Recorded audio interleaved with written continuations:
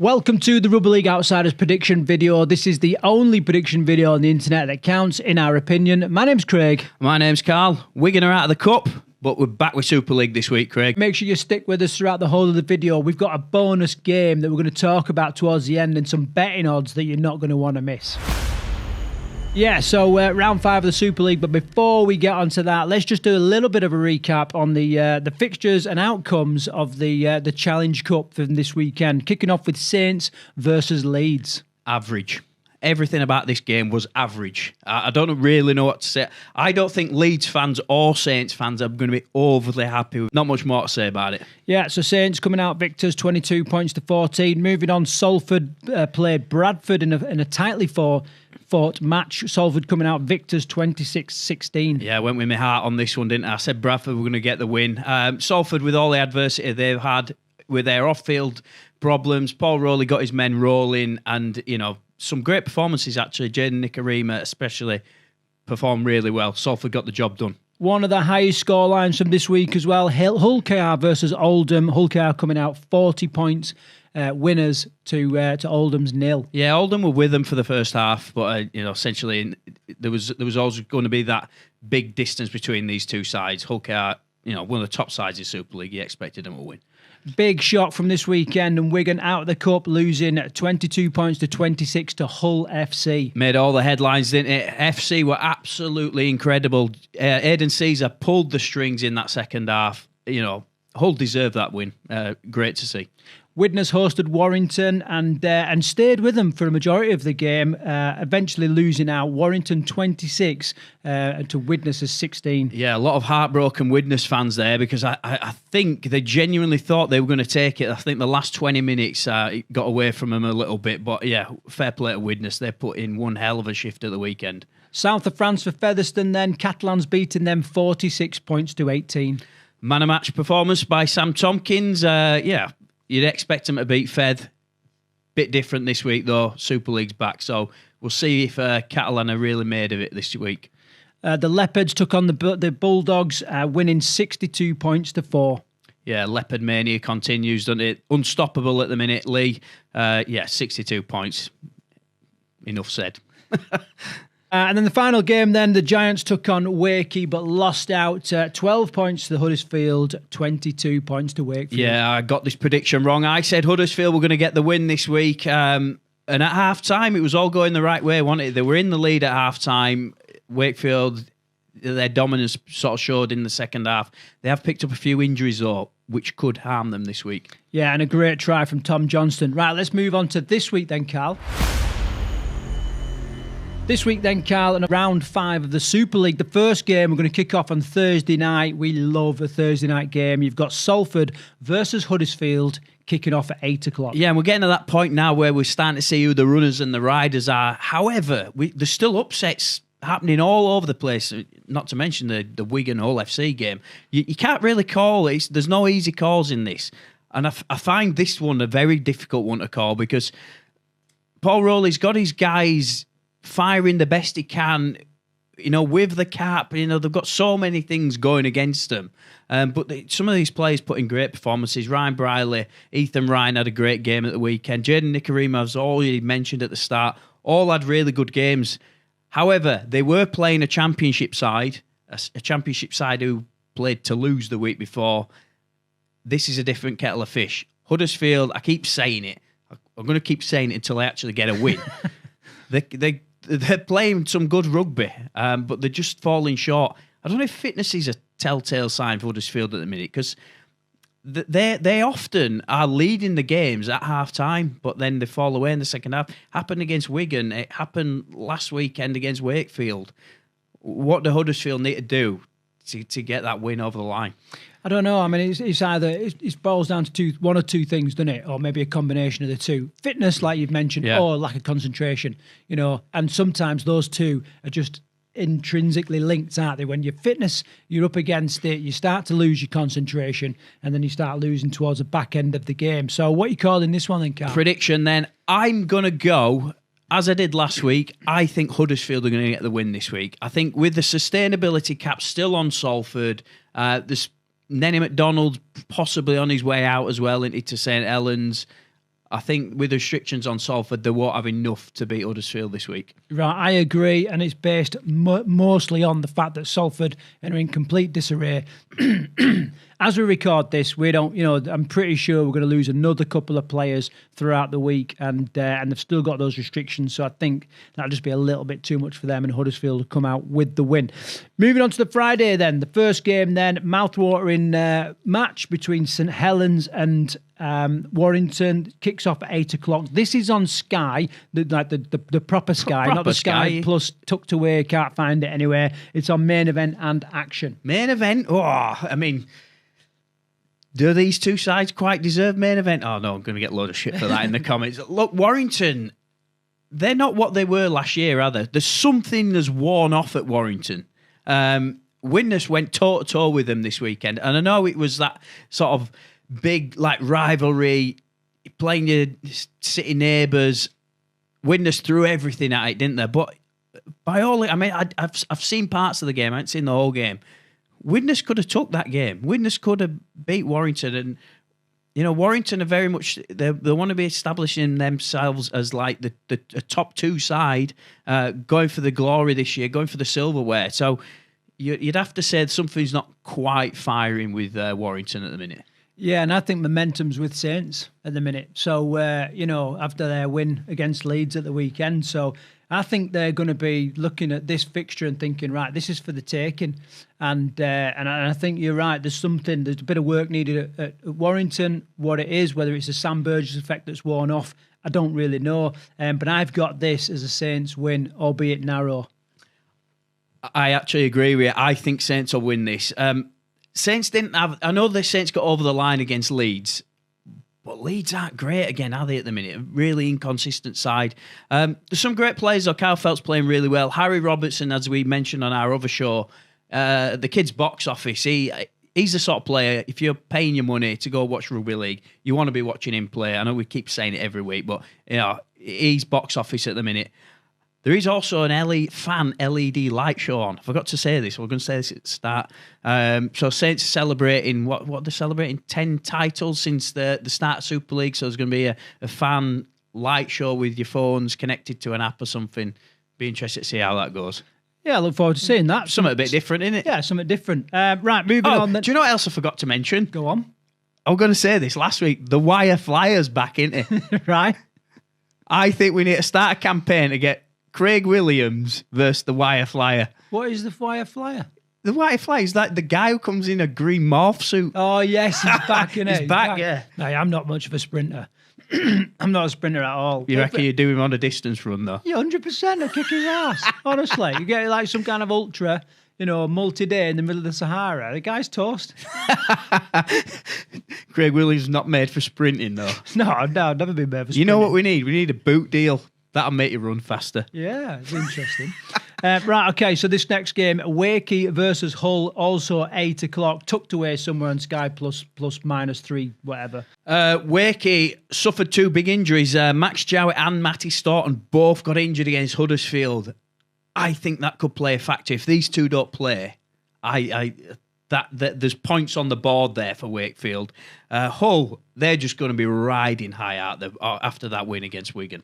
Yeah, Hull FC just absolutely just nailed it for me, and kicked Wigan out of the cup, really opened that competition up, but also played incredibly well. Yeah, I mean, Lewis Martin, was it a hat-trick he got? Yeah, I mean, there's not many people who, I think they said it on the commentary, you don't look Bevan Frenchy in the eyes and decide to take him on, do you? Lewis Martin did. I mean, his first try, by the way, was awesome. Stepped back on his right side, took God knows how many players on. The kid's got speed to burn.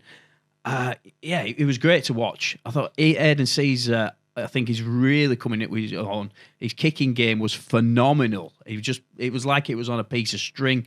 And Jordan Rapana, he's finding his feet now. It's like with these, you get Aussie imports, don't you? And everybody expects them to go at it 100% right from day one. It often takes a few weeks, doesn't it, for him to settle into the side and get used to the different sort of style of rugby. And the Aussie guys, they're doing that with Hull now. And I can see a win. I can see a win coming for Hull FC this weekend. Yeah, it's good to see for Hull FC. For me, I think the Max Jowett factor is going to play a part. Okay, like you said, he's been kicking for fun and he's been absolutely on fire. He's not there this week, and because of that, mainly, and because of the momentum that Hull's got, I think it's a Hull win. At Wakey, that's what you're going for? Yeah, I'm going same actually. I mean, this is a bit boring. We're bloody agreeing on everything. Yeah, I think Hull are just going to get the job done this week. Although, I keep saying it, Wakefield have been brilliant this season. Absolutely brilliant. I think I can see an away win coming on this one. Okay, moving on then to the Saturday then. 3 o'clock, we've got Castleford Tigers versus Catalan Dragons. Sammy Tompkins, man of the match performance at the weekend. I think he got 1 or 2 tries. Might have got 2 tries. Obviously, we haven't seen this. It wasn't on TV. I've just read the match reports. You always expected them to get the win over Featherstone. However, if we look at their league form, we don't quite know what we're getting from Catalan, do we, at the minute? It's the team that we're not really sure on. They got an absolute battering by Leigh. I think Leigh put, 60 points on them. But then they did defeat the Rhinos in a close fought contest. I think it was 11-0, wasn't it? So, Craig, what are you expecting from Catalan? Well, I'm expecting more of the same. I don't think they're away at Castleford, and although the home form's been better, although their home form's been better than their away form, I think they will come good. I just don't think it's going to be for another couple of weeks. So, for all that said, I think they're still strong enough to beat Castleford. I just don't think it's going to be a mesmerising performance. I mean, Tavita Pangai and Elliot Whitehead have really, apparently, they're putting stellar performances against Featherstone. So, at least their pack is starting to get rolling.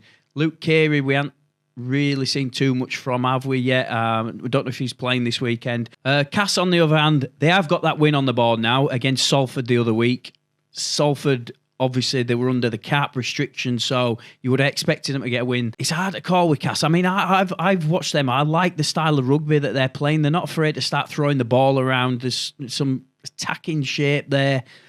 Do I think they're going to do it against Catalan? I'm not sure. Have you gone Catalan with this one? Yeah. You know what? Cass are at home. I'm going to stick my neck out. I'm going to go for a Cass win. Right, okay, moving on then. So 17:30. This is the second game that's actually on Sky Sports proper. You know what you pay for. And so it's on main event and action. It's Leeds Rhinos versus Wigan Warriors. Leeds, the pressure's building again on Leeds. I know we say this every year, don't we? But they were so inconsistent against St Helens.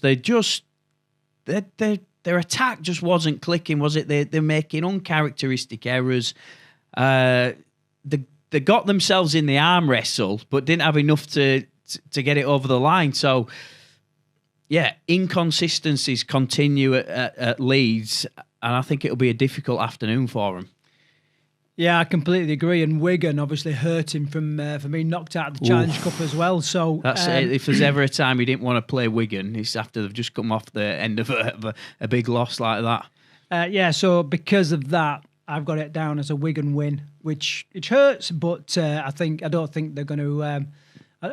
This one loss is not going to kick off like a big run of losses. So. I don't think Leeds are going to shore everything up, all the problems they've got up in 1 week. So it's a Wigan win for me. What do you think of Brad Arthur so far? Mixed bag. I mean, obviously he comes with lots of pedigree and he has made some good changes. Fundamentally, he's got the team he's got. And although they haven't clicked, 100% right, and they've had a few different spines now, but so have other teams, and then they've gone on to win. So he keeps spouting this, some players trying too hard and that kind of thing. But and he remains level-headed throughout the press conferences and the post-match press conferences and stuff like that. But it just needs time. I know people say that all the time, but We've had coaches in the past that we've took a bit of a punt on, the likes of Rowan Smith. All right, we've gone for someone who's got pedigree. We've got to give him time. We've got to allow him to build a squad. There's talent there. There really is talent in that squad, but it's just not quite gelling and not performing how we want it to. Yeah, Matt Pete on the other hand, I don't know if you saw his interview after the game, but he tried to keep it together, didn't he? But he was filthy, wasn't he? Yeah, he was angry, wasn't he? Like, he's got that, it's like blank persona about him, hasn't he, where he tries not to let his emotions show, but you could see underneath it was like he was bubbling away. He wasn't happy. But ever the professional in the interview after the game. Unlike the the Willie Peters, the Willie Peters one, which we all had a good laugh about the week before. Anyway, more importantly with Leeds, I just want to know if they've checked on the fan that was sat in the crowd that took Jake Connor's bullet pass to the face. Yeah, that was a bit of a wild one, wasn't it? But the thing is, in the past, passes like that from Jake Connor have been moments of brilliance, and it's come off, and everyone's credited him for winning the game. You know what I mean? But they got that completely wrong. Yeah, it made me laugh, actually, that did. Right, okay, moving on then. The final game of the weekend on Sunday afternoon. It kicks off at 1 o'clock. It's Hull KR versus Leigh Leopards. Wow, this game has got the makings of being the game of the round. Two sides who know how to attack and don't mind throwing the ball around. Is it at Hull KR? Yeah. Do you know what? It's going to be a good one, this. Leigh are in the mood for scoring tries at the minute, aren't they? I mean, they've put up some big scores in the last few weeks. And then with that defence that they bring on, their defence just is so tight in the second half. Could be an absolute battle, this one. Yeah, I completely agree. And Hull KR are going to have to fire if they're going to take the win here. And because, you've got the momentum is with Leigh at the minute. Do you think the momentum's with Leigh? Yeah, because I think Hull KR have had a bit of a shaky start. You know what I mean? It's not been glitz and glamour like we expected at the start of the season. So I do think Hull KR are going to take the win. I think they're going to win at home, but it's going to be a hard-fought battle. And I'm with you. It could go either way, and this is going to be the game of the round, in my opinion. I'm going Leigh. Right. I think I'm sticking my neck out. It's a good job we're not keeping scores of this year because I'd be kicking your ass. I think so. Yeah, maybe. I think Leigh have got a lot of momentum behind them at the minute. I think they're playing with so much confidence. So Hull KR, by the way. But I can see an away win coming here. I think Leigh are just kind of going out there and like, you know what, we'll fire into it. So it's can't wait to watch this one. Right, as I mentioned at the start of the show, then we've got a bonus game, Karl. Now, you've kind of picked this out in conjunction with the sniper, and not only have you got like a bit of a rundown of the game, you've got some pretty hot betting tips as well. Yeah, Melbourne Storm versus the Penrith Panthers. This game, if you're into your NRL rugby, this game is going to be an absolute belter. Okay, it's time to check in with our team NRL tipster, the sniper. Welcome back. Thank you very much for having me. No worries. So we're on the predictions this week. You've got we're throwing an NRL game in there as a bit of an extra special for people who watch the predictions show. So this week, Storm versus Panthers. It doesn't get any bigger than this, does it, Sniper? Well, it could do if it was in the finals. So yeah, massive game on Thursday to whet our appetites. Now, we've gone slightly left field on this, and we'll explain why shortly. So Panthers really struggled the weekend just passed. They lost 32-38 to the Roosters, and that was in their temporary home, which is Combank in Sydney. So the Panthers are homeless, their stadium is being renovated and redone, and they're in a bit of a state of flux. Do you think that? I thought it was an incredible game at the weekend. I know they lost, but it literally went down to the last second, didn't it? Yeah, the Panthers do not concede 38 points. It just doesn't happen. Right. That's why it was such a shock. And especially at this time of season. So you could see Ivan Cleary seething whilst he was watching on. But they just don't do that. It's so unlike them. And to do that against a Rooster side who had so many outs and had, players filling in who barely have any NRL experience, is quite shameful. So it was that bad. Yeah, okay. I mean, you don't expect this at all. This is like a Black Swan event. You'd see it once every, 10 years or so. Just doesn't happen. Especially with the lineup the Roosters had. Okay, if the Roosters had their stars in, sure, it could happen. But not like that. So, yeah. So, question is, will there be a bounce back, guys? Or are we going to see more of the same? I think there's going to be a bounce back. I can't see I can't see Penrith slipping again like that 2 weeks on the trot. However, playing a Storm side who were absolutely red hot in round one. They are. And we spoke about this before. There have been too many blowouts. This isn't really normal. So the issue was with the Panthers, they were poor in possession. Their play the ball speed has come down significantly this season. They were, making the most of incorrect play the balls over the last 2 or 3 years. They weren't putting their foot on the ball as they played it. This year, because of the roll ball thing that we've spoken about over the last 2 or 3 weeks, they play the ball speed significantly slower. So it's hard for them to get the edge that they were getting over the last 2 or 3 years because there's fear over penalties and turnovers. So this is something we can take advantage of, guys. They were also missing tackles. There were lots of errors in that game from Penrith that we really don't associate with them. And, they were conceding penalties. So I'm not so hot on them.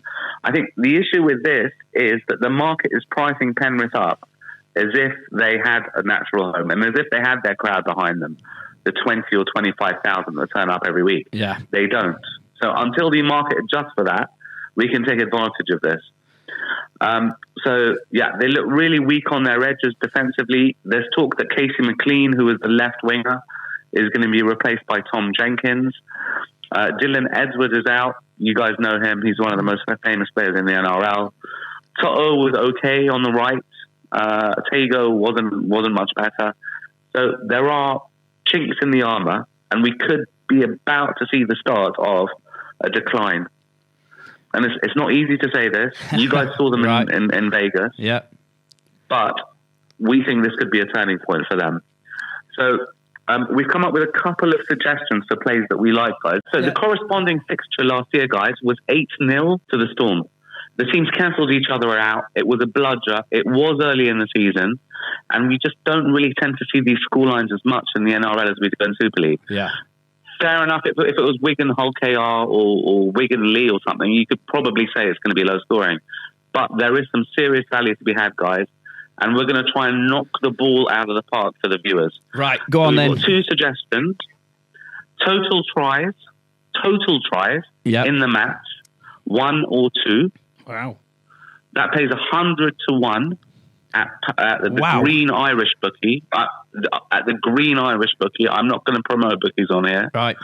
Yeah, so 100 to 1. Maybe stick a tenner on that. Try and win a grand. Get some money in for Benidorm or wherever you're planning to go on holiday. And then the other one is total tries 3 or 4. That pays 14 to 1. Also at the Green Irish bookie. Stick a tenner on that. And you'll be able to take the missus out for dinner or buy, an iPad or whatever you do for that sort of money. So 2 great value selections. We're expecting a low scoring game. We might not be right, but I can tell you for sure that the value's there. So we'd have the first one priced up at probably about 50 to 1 or so, and the second to 1 at 8 to 1. So you're getting more than double the value on both. Awesome. More outlay. Right, Sniper, thank you very much. I'm going to put you on the spot one last time before we finish this segment. Who's going to win this game? I've got the Storm winning by 8 points.